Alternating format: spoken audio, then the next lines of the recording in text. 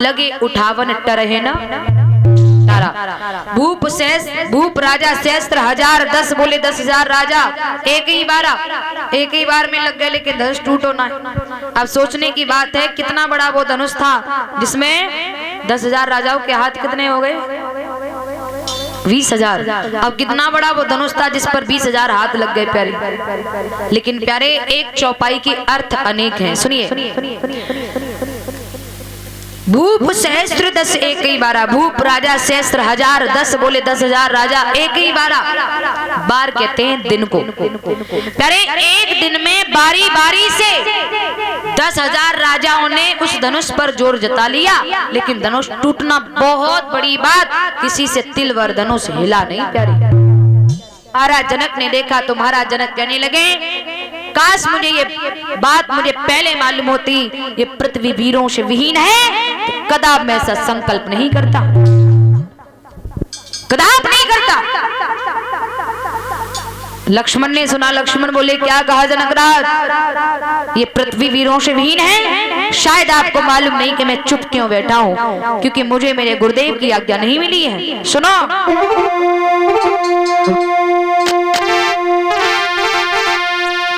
कि गर आज्ञा जो गुरु की पाई जावी, और ब्रह्मांड की अब हिलाई डाली।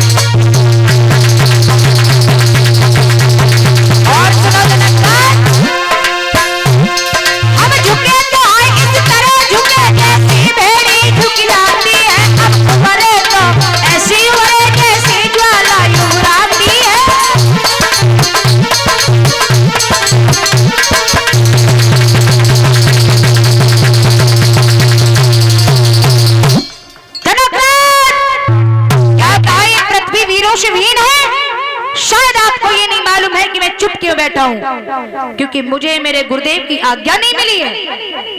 अरे ये धनुष क्या बड़ी चीज है, कहो तो सारे ब्रह्मांड को उछाल करके गेंद की भांति फेंक दूं मैं, गेंद की भांति फेंक दूं मैं। गुरुजी कहने लगे, लल्ला लक्ष्मण बैठ जाओ, तुम्हारा काम ना है, जो भाई बड़े भैया हैं कहते ना। अच्छा, लक्ष्मण पहले काय कूटे गए, लक्ष्मण सीता के संग शादी करना चाह रहे हैं, लेकिन नहीं।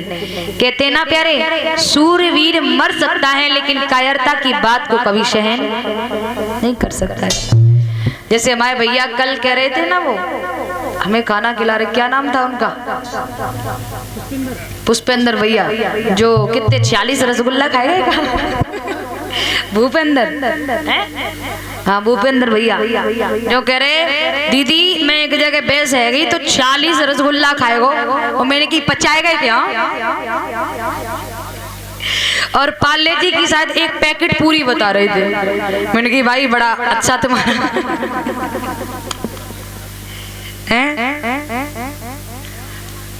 और न्यों कह रहे कि हमारे गणेश प्रभा के सीधे बहुत हैं, फिर टेढ़े बहुत हैं।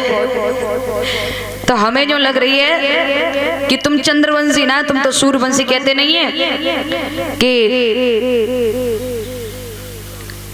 जो वीर होता है, क्षत्रिय होता है ना, वो कभी कायरता की बात को सहन नहीं कर सकता है। आज वो बात मुझे याद आ गई। बोलिए गोविंद भगवान की। तो महाराज लक्ष्मण को गुरुदेव ने बिठाया, बेटा लक्ष्मण तुम बैठो, और राम जी को आज्ञा दई, जवाब दो बेटा राम, उठो राम बन जाओ भव चापा, ओ मेटो तात जनक परितापा। बेटा राम तुम खड़े हो और जनक के संताप को दूर करिए। राम जी खड़े भये, सीता जी ने देखो राम जी खड़े भये। सीता जी विचार करने लगी, हाय राम हमारे छोटे से प्रभु जी कैसे धनुष तोड़ पाएंगे। दिमाग में आई, भोले बाबा ने धनुष दयो है, लाओ प्रार्थना करके धनुष हल्को करवाए दो। हाथ जोड़ के खड़ी भई।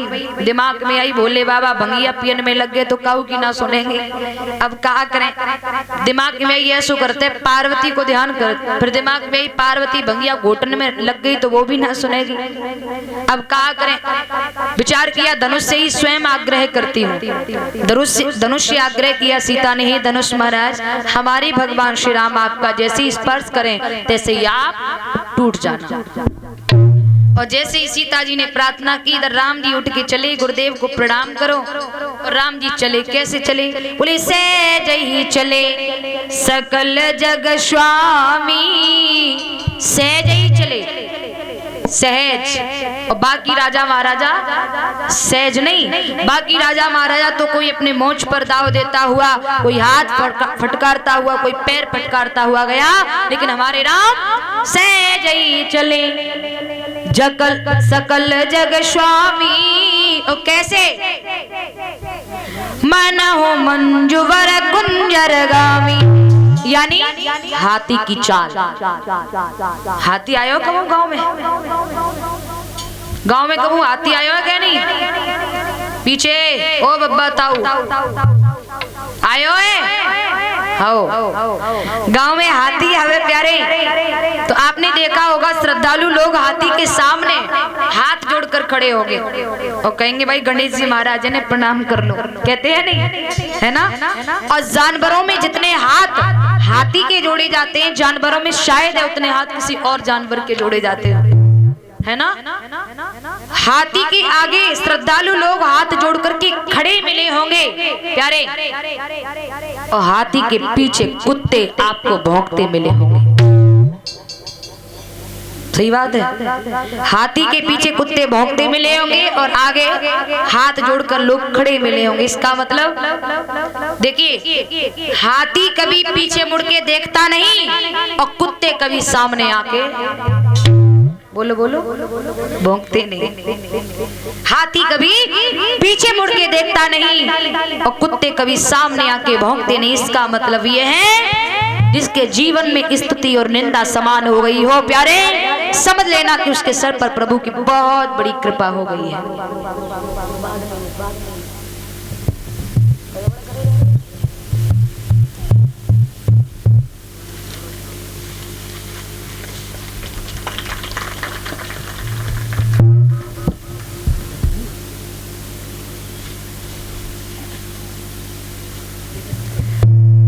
और इसी के बीच में एक सहरा पगड़ी से और 501 मुद्राएं व पुष्पों की माल्या से इस सहरा पगड़ी से भेंट किया है।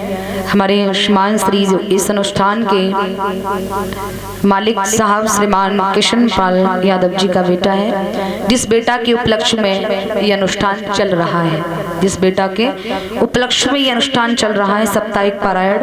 बेटा दीपक यादव, दीपक ही नाम है लल्ला का, बेटा दीपक यादव की ओर से 501 मुद्राएं पुष्पों की माल्या व शहरा पगड़ी हमें भेंट किया है। वह बहन अनीता जी को पुष्पों की माल्या से व हमारे परीक्षित महाराज जी को भी जोड़ा से भेंट किया है।